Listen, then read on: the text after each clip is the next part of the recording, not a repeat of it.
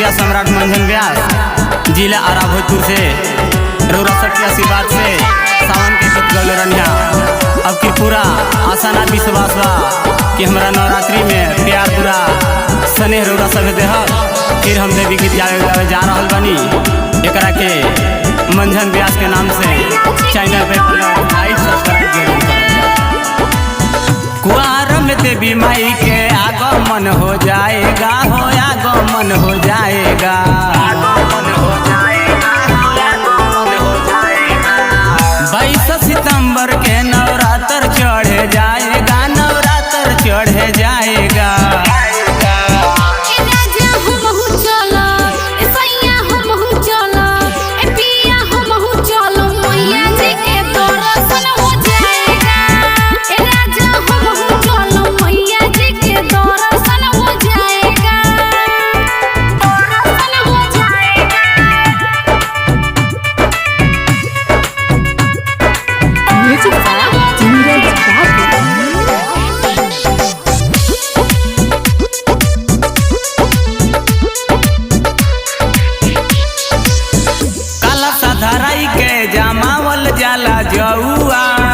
वेद पढ़े पूजा करे बाभन के बेटुआ,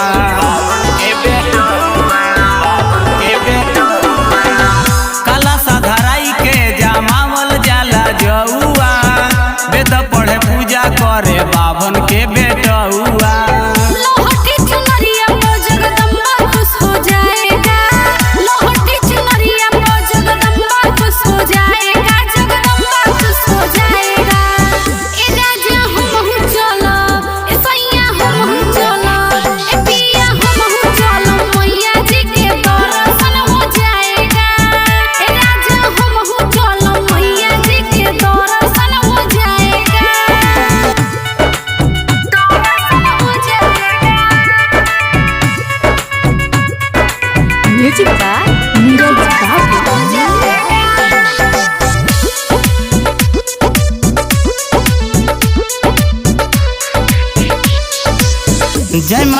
जय माता जी बोला अपना मन से, दिहे आशीर्वाद माई अपना सच्चा मन से।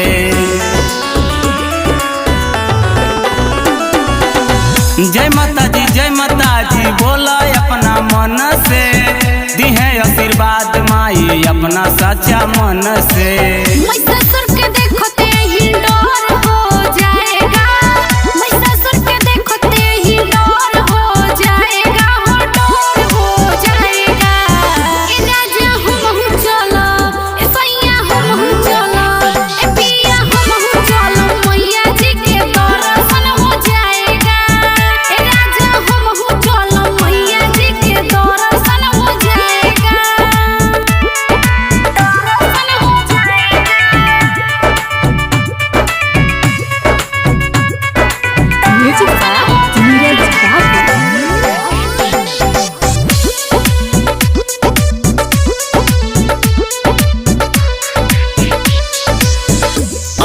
दशहरा में बा दुर्गा प्रयास हो, माई के भजन गावे मंझन व्यास हो, माई के भजन गावे मंझन व्यास हो। अब की दशहरा में बा दुर्गा प्रयास हो, माई के भजन गावे मंझन व्यास।